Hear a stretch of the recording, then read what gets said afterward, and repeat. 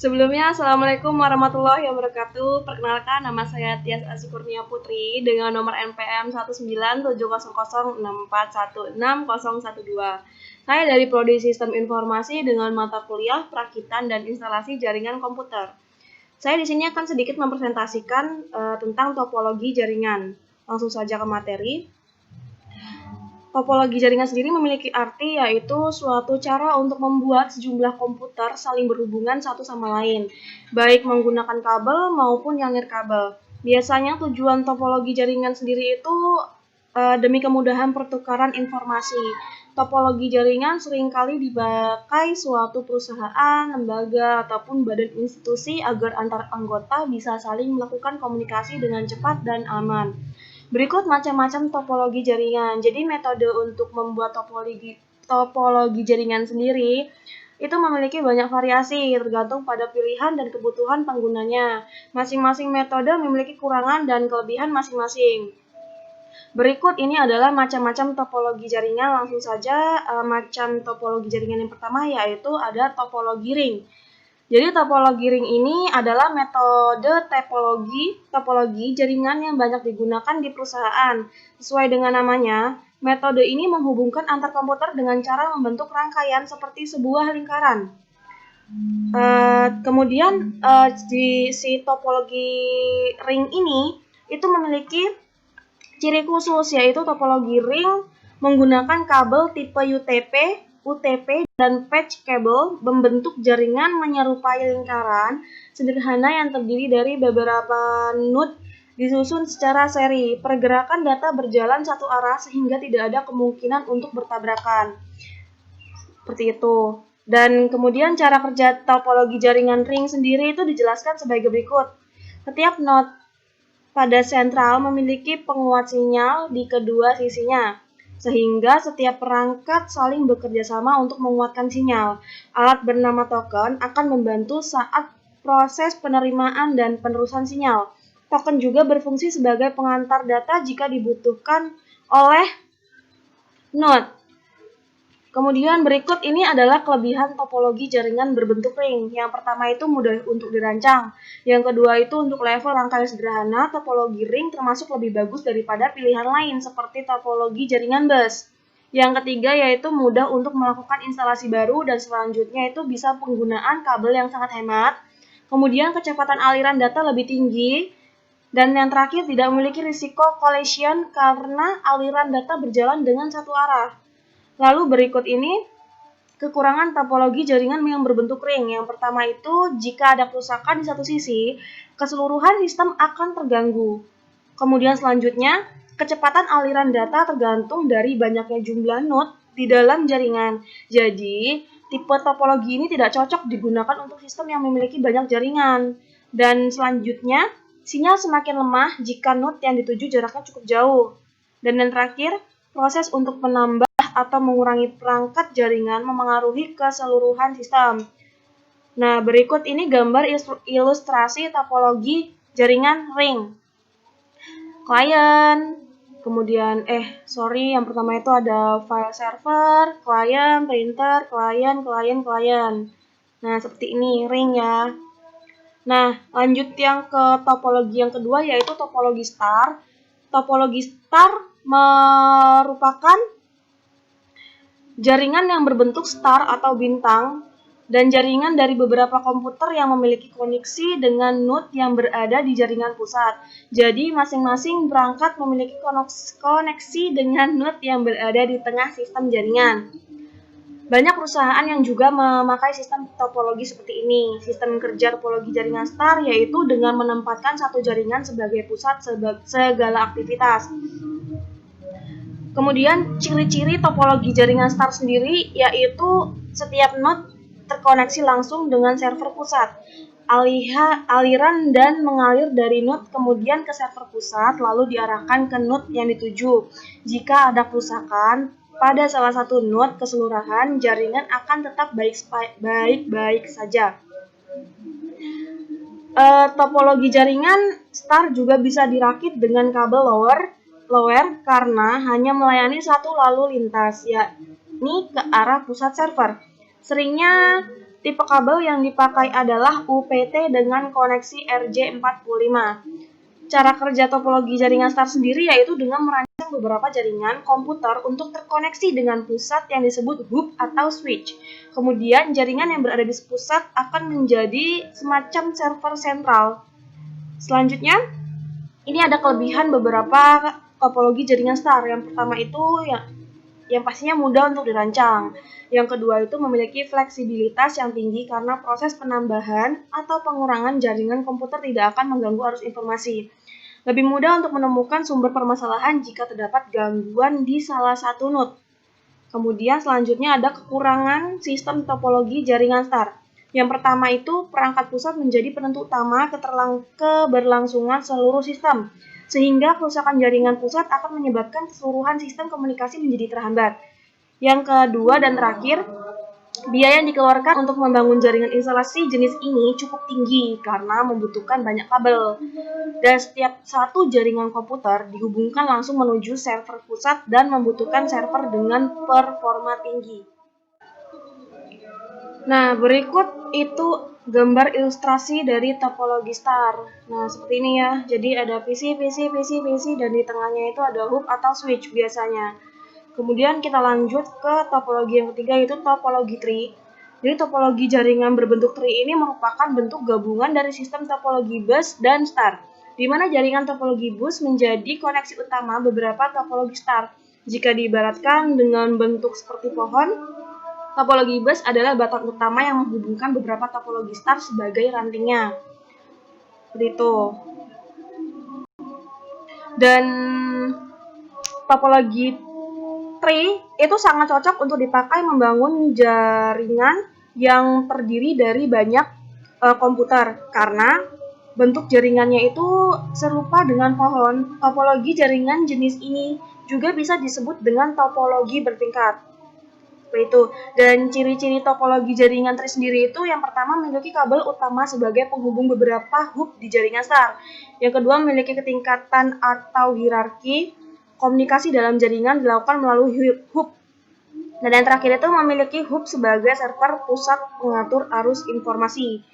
Nah, kemudian berikut ini ada kelebihan dan kekurangan. Yang pertama itu ada kelebihan. Kelebihan sendiri itu yang pertama ada sesuai dengan kebutuhan jaringan komputer dalam skala besar.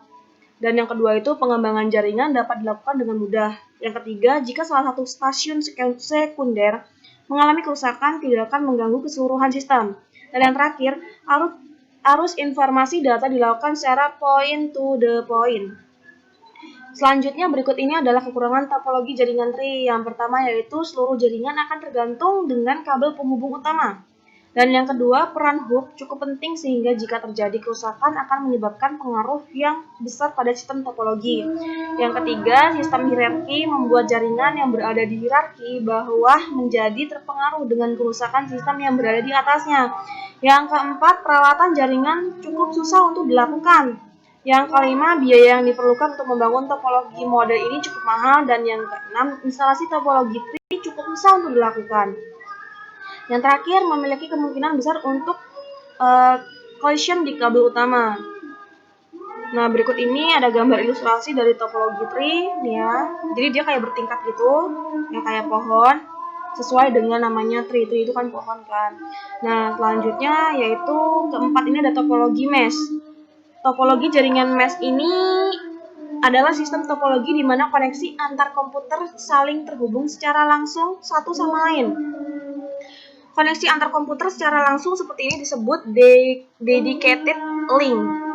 Dan pada umumnya jenis topologi jaringan seperti ini itu diperuntukkan pada sistem topologi yang memiliki perangkat komputer sedikit.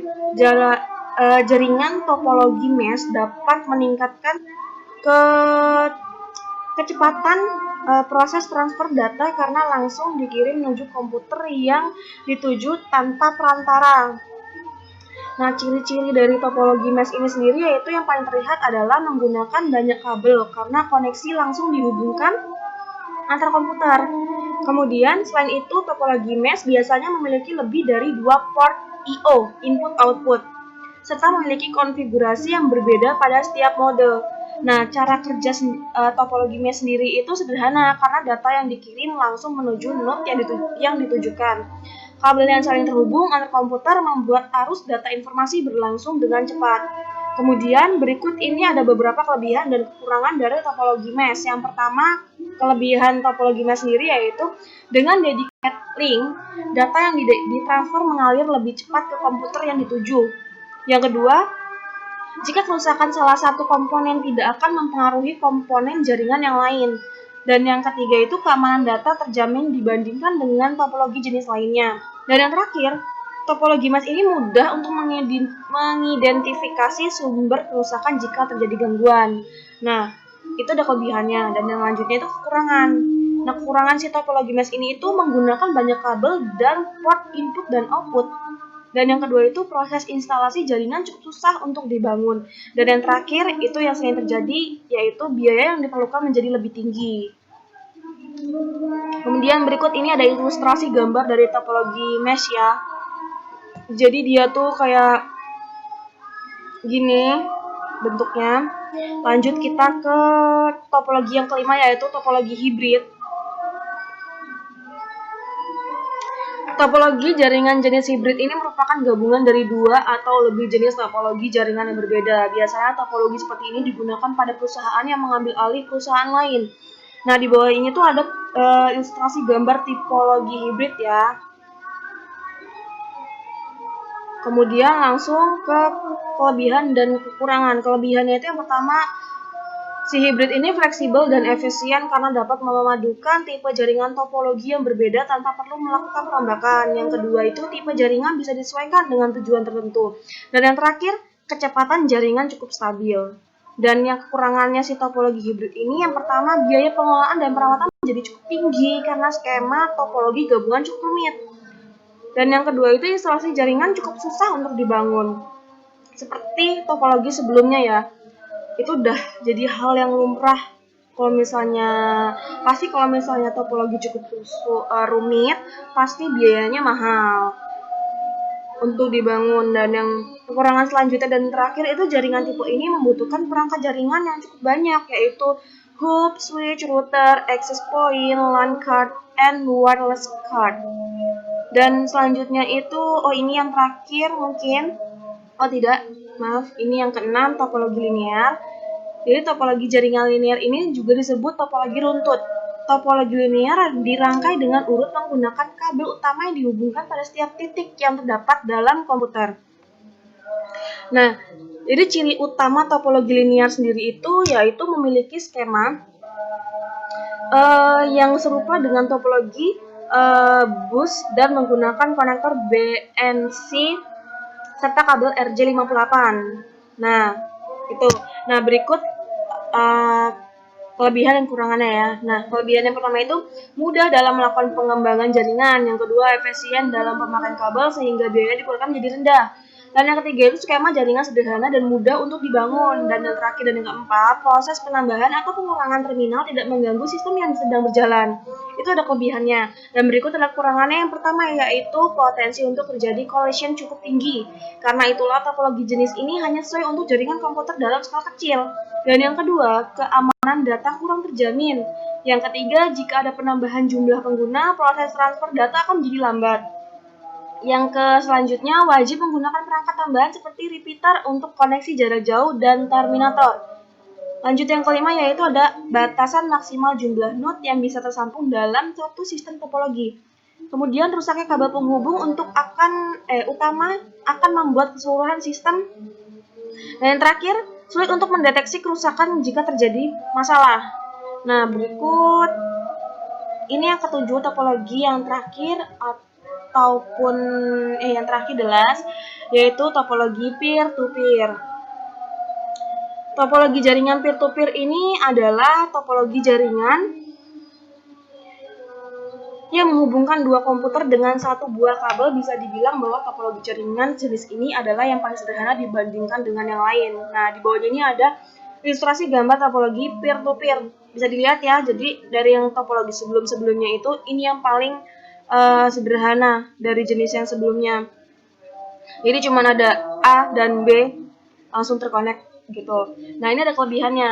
Kelebihan topologi jaringan peer-to-peer sendiri yaitu komunikasi dapat dilakukan tanpa perangkat tambahan seperti hub dan switch, biaya yang diperlukan murah, dan proses instalasi mudah untuk dilakukan.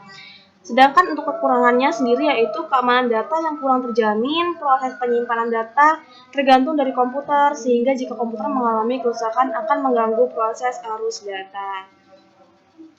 Mungkin itu saja yang bisa saya sampaikan. Jika dalam menyampaikan saya terlalu cepat atau terbata-bata dan materi yang saya sampaikan masih jauh dari kata sempurna, saya mohon maaf dan saya akhiri. Wassalamualaikum warahmatullahi wabarakatuh.